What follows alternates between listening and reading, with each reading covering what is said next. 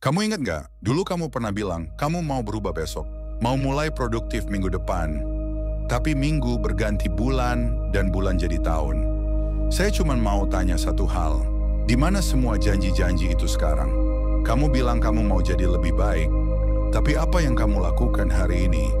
Apakah benar-benar mendekatkan kamu ke versi dirimu yang kamu impikan? Atau kamu cuma pengen kelihatan sibuk? Saya tahu rasanya. Ngasih harapan ke diri sendiri, tapi nggak pernah benar-benar jalan. Dan mungkin kamu capek ngerasa stuck, capek pura-pura kuat.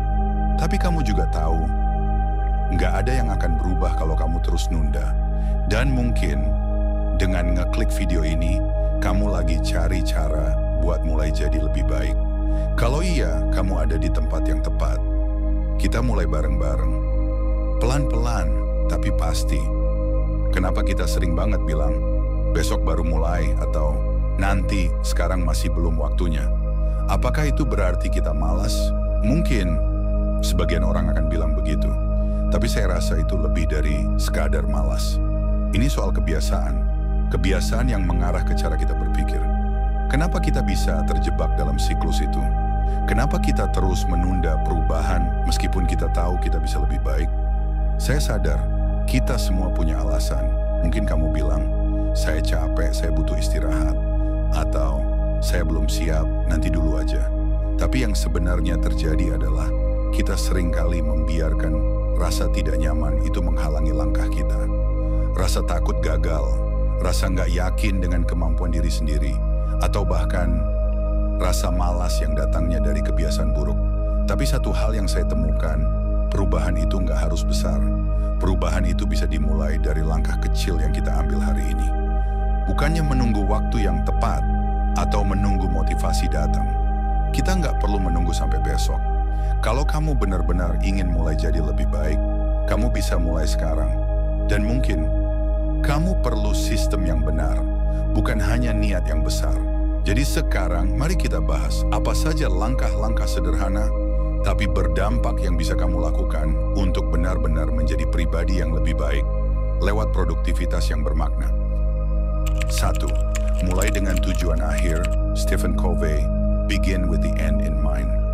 Salah satu prinsip pertama yang saya ingin bahas datang dari buku terkenal The 7 Habits of Highly Effective People oleh Stephen Covey. Di buku ini, Covey mengajarkan kita untuk mulai dengan tujuan akhir. Ini bukan hanya tentang membuat daftar hal-hal yang ingin kita capai, tapi lebih pada memvisualisasikan versi terbaik dari diri kita di masa depan. Tanyakan pada diri kamu, apa yang ingin kamu capai dalam hidup ini? Mungkin itu adalah impian besar, seperti membangun karir yang sukses, menulis buku, atau hidup sehat. Tapi untuk mencapainya, kamu harus tahu kemana kamu pergi. Bayangkan kalau kamu sedang merencanakan perjalanan panjang. Jika kamu tidak tahu tujuan akhir, bagaimana kamu bisa tahu jalan mana yang harus ditempuh? Begitu juga dengan hidup kita. Tanpa visi yang jelas, kita bisa tersesat di tengah jalan dan menghabiskan waktu untuk hal-hal yang nggak terlalu penting. Sekarang coba tuliskan satu tujuan besar yang kamu inginkan dalam hidup. Sesuatu yang benar-benar menggerakkanmu. Mungkin kamu ingin menjadi seorang penulis. Sebelum kamu menulis satu kata pun, kamu perlu punya gambaran jelas tentang apa yang ingin kamu tulis dan siapa audiensnya. Bayangkan buku yang kamu tulis ada di rak toko buku. Seperti itu, tujuannya harus jelas dan spesifik. Jadi sebelum kamu mulai merencanakan hari atau minggu, pertimbangkan apa tujuan akhir kamu. Ini akan memberi arah dalam setiap langkah yang kamu ambil. 2. Bangun sistem kecil, bukan target besar. James Clear, Atomic Habits. Di Atomic Habits, James Clear mengajarkan bahwa bukan target besar yang membawa kita ke tujuan, tapi kebiasaan kecil yang kita bangun secara konsisten. Jadi saya ingin kamu pikirkan sebentar. Berapa kali kamu merasa kewalahan saat melihat sebuah tujuan besar? Mungkin kamu ingin menurunkan berat badan 20 kg atau membaca 30 buku dalam setahun. Rasanya, kan, itu seperti gunung yang harus didaki. Tapi, apakah kamu tahu apa yang akan lebih efektif? Alih-alih fokus pada tujuan besar itu, coba pecah menjadi kebiasaan kecil yang bisa kamu lakukan setiap hari. Misalnya, kamu ingin mulai olahraga. Daripada memikirkan, saya harus latihan 1 jam setiap hari, mulai saja dengan 10 menit per hari. Lakukan itu secara konsisten. Kamu tahu kenapa? Karena setelah kamu melakukannya berulang kali, kebiasaan itu akan mengarah pada perubahan besar. Dengan konsistensi, 10 menit sehari itu bisa jadi lebih dari cukup. Bayangkan ini jika kamu menabung sedikit demi sedikit setiap hari, mungkin nominalnya terlihat kecil, tapi jika dilakukan setiap hari, uang itu akan bertambah. Sama halnya dengan kebiasaan, sedikit yang konsisten akan memberikan hasil yang luar biasa. Jadi bukan tentang seberapa besar tujuanmu, tapi tentang berapa sering kamu melangkah ke arah tujuan itu. Kerja fokus, bukan kerja sibuk. Cal Newport, Deep Work. Di Deep Work, Cal Newport memberikan sebuah wawasan yang sangat penting. Kerja fokus jauh lebih efektif daripada hanya sekedar bekerja secara sibuk. Banyak dari kita mungkin merasa sudah bekerja keras sepanjang hari, tapi tetap merasa tidak produktif. Mengapa? Karena kita terjebak dalam apa yang disebut dengan kerja sibuk. Aktivitas yang membuat kita merasa lelah, tapi tidak membawa hasil yang signifikan. Pernahkah kamu merasa bekerja sepanjang hari, tapi hasilnya tidak sebanding dengan usaha yang dikeluarkan? Itu karena kita sering teralihkan oleh hal-hal kecil, seperti notifikasi ponsel, media sosial, atau email yang tidak terlalu penting. Begini cara Newport menjelaskan hal ini. Saat kita bekerja dalam keadaan teralihkan, kualitas kerja kita menurun. Fokus yang penuh memberikan hasil yang lebih cepat dan lebih berkualitas. Misalnya, kamu sedang belajar untuk ujian. Daripada mencoba belajar dengan membuka beberapa tab di laptop, ponsel, dan juga media sosial, cobalah untuk menjauhkan segala gangguan dan bekerja fokus selama 1 jam penuh. Fokus yang mendalam dalam waktu singkat akan lebih bermanfaat daripada bekerja 3 jam dengan gangguan yang terus-menerus.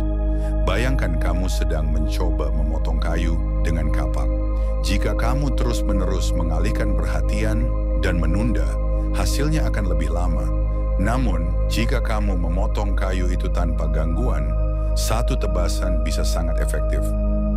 Fokus adalah kunci untuk menghemat waktu dan tenaga. Jadi, mulailah membuat blok waktu khusus untuk bekerja dengan fokus tanpa gangguan.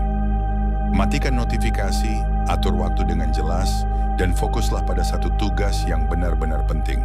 Hasilnya akan sangat terasa. Fokus pada yang paling penting. Greg McKeown, Essentialism. Di Essentialism, Greg McKeown mengajarkan kita untuk fokus hanya pada hal-hal yang benar-benar penting dan menghilangkan segala sesuatu yang tidak mendukung tujuan kita. Kita seringkali terjebak dalam berbagai aktivitas, merasa bahwa kita harus melakukan segalanya. Namun semakin banyak yang kita coba lakukan, semakin sedikit yang benar-benar berhasil.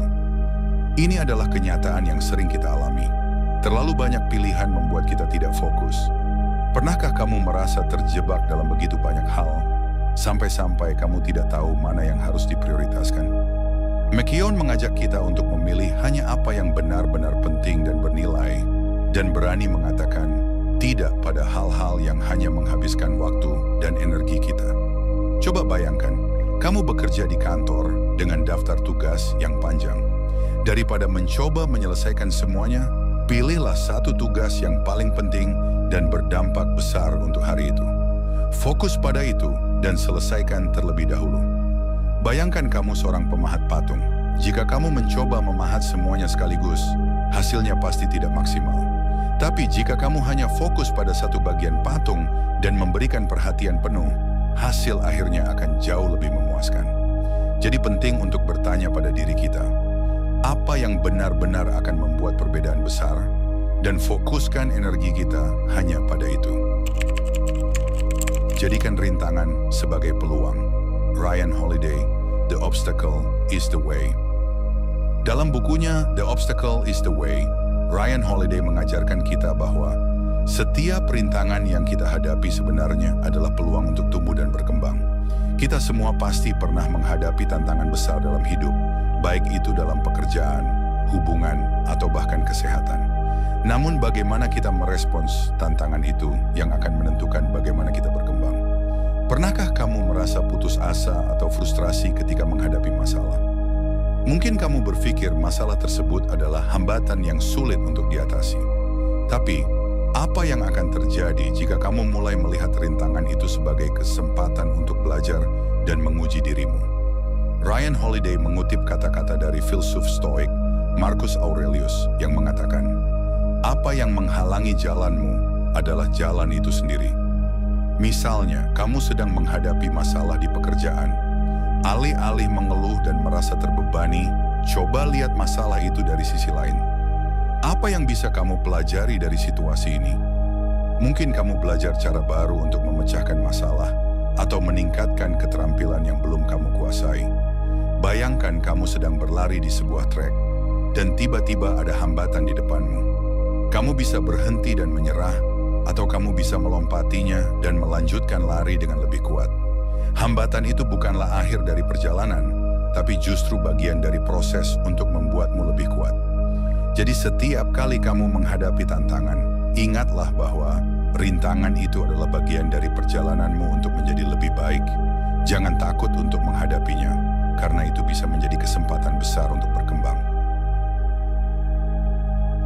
Setelah kita membahas 5 langkah untuk menjadi lebih baik dengan produktivitas, mulai dari menentukan tujuan, membangun kebiasaan kecil, bekerja dengan fokus, mengeliminasi yang tidak penting, hingga menghadapi rintangan sebagai peluang. Sekarang saatnya untuk bertanya pada diri kita sendiri. Apa langkah pertama yang akan kamu ambil? Ingat, tidak ada perubahan yang besar yang terjadi dalam semalam. Semua perubahan besar dimulai dari keputusan kecil yang kamu buat hari ini. Setiap langkah kecil yang kamu ambil adalah langkah menuju versi terbaik dari dirimu. Sekarang, coba kamu ambil waktu sebentar. Ambil buku catatan atau buka aplikasi catatan di HP kamu. Tulis satu hal kecil yang bisa kamu ubah hari ini. Satu langkah sederhana yang bisa kamu mulai. Entah itu bangun lebih pagi, menyelesaikan tugas tepat waktu, atau menahan diri dari distraksi media sosial. Jangan cuma nonton, jangan cuma manggut-manggut. Mulai tulis, mulai gerak. Karena perubahan itu nggak datang dari motivasi semata, tapi dari tindakan kecil yang konsisten. Saya percaya kamu bisa. Dan kamu nggak harus langsung sempurna, kamu hanya perlu terus melangkah, sedikit demi sedikit. Semoga video ini jadi pemicu awal untuk perjalanan barumu. Sampai ketemu di video berikutnya. Jaga semangat, tetap berkembang, dan seperti biasa, terima kasih sudah menonton.